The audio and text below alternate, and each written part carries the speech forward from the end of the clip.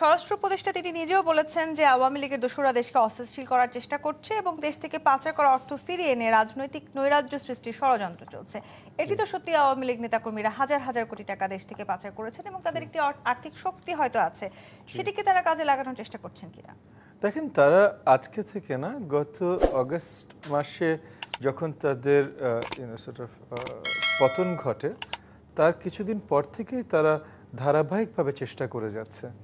এবং আমরা যারা রাজনৈতিক ময়দানে কাজ করি বা আপনারা যারা গণমাধ্যমে কাজ করেন, আমরা সবাই খুব ভালো করে জানি কতবার তারা ডিক্লারেশন পর্যন্ত দিয়েছে কর্মসূচির, এবং সেই কর্মসূচি কতখানি, কতটুকু, কত স্বল্প পরিসরে তারা আসলে বাস্তবায়ন করতে সক্ষম হয়েছে। সেই জায়গায় বড় কিছু বদলায়নি। এবং এই শক্তিগুলো দেখেন, হঠাৎ করে তো আর ডলার নিয়ে এসে বাংলাদেশের টাকা ভাঙিয়ে এইভাবে তারা আসলে খেলা হয় না।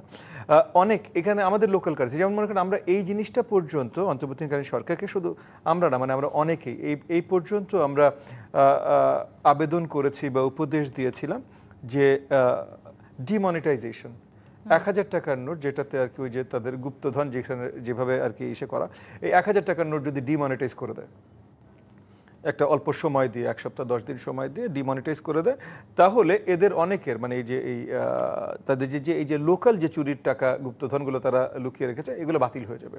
এখানে কিছু শক্তি বাতিল হয়ে যাবে।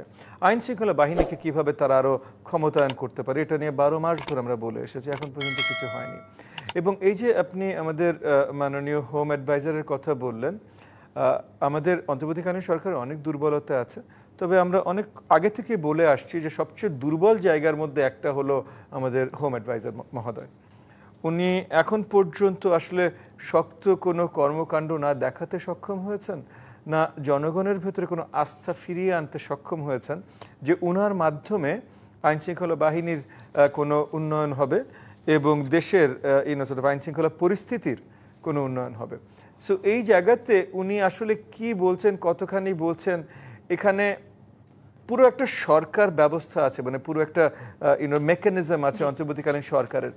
তারা কিভাবে কিসের দায়ভার নিচ্ছেন বা নিচ্ছেন, এটা পরিষ্কার করা খুব প্রয়োজন। স্বরাষ্ট্র উপদেষ্টার মুখ থেকে যখন আসলে এই ধরনের কথা আসে, তখন আসলে সাধারণ জনগণের জন্য আতঙ্কিত হওয়াটাও আরেকটু বেশি স্বাভাবিক বলে মনে করেন? এটা তো নিশ্চয়ই স্বাভাবিক। আর আমরা যে জায়গায় আছি সেই জায়গা থেকে মানে উনি স্বরাষ্ট্র উপদেষ্টা আছেন এবং অনেক দিন ধরে আছেন, এটাও কিছু দুঃখজনক। বিকজ উনি অনেক আগে থেকেই প্রমাণ করেছেন পরিষ্কার যে উনি এইখানে যেই শক্ত পদক্ষেপগুলো নেওয়া দরকার বা যেই ধরনের পদক্ষেপ নেওয়া দরকার সেগুলো নেননি, এবং হয়তো নেয়ার ক্ষমতা ওনার নেই বা অ্যাবিলিটি ওনার নেই।